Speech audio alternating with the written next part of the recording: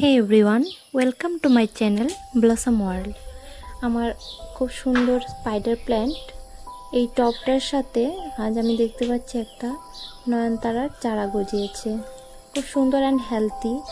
চারাটা এতদিন আমার নজরে পড়েনি, আজকেই আমি হঠাৎ দেখতে পেলাম, কেননা ওটা অপোজিট পাশে ছিল, এই জন্য দেখতে পাইনি। চলো তাহলে আজ ওটাকে একটা নতুন ঘর দিই। গাছটা এত সুন্দর হয়েছে দেখে আমি আর লোভ সামলাতে পারছি না, মনে হচ্ছে এক্ষুনি আমি কাজটা শুরু করে দিই। গাছটা সাদা রঙের দেখে মনে হচ্ছে একটা দেশি ভ্যারাইটির সাদা নয়নতারা হবে।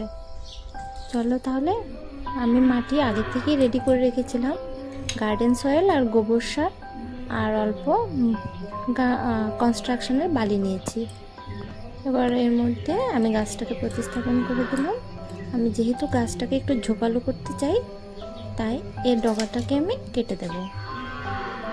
গাছটা কীরকম কী হয়েছে সে আপডেট আমি অন্য দিন অন্য কোনো একটা ভিডিওতে দিয়ে দেব। আজ এই পর্যন্তই, দেখা হবে অন্য কোনো ভিডিওতে। এরপর আমি গাছে একটু জল দিয়ে দিচ্ছি, কেননা গাছ প্রতিস্থাপন করার পর একটু জল দিতে হয়, তাহলে গাছটা ভালো থাকে। টাটা।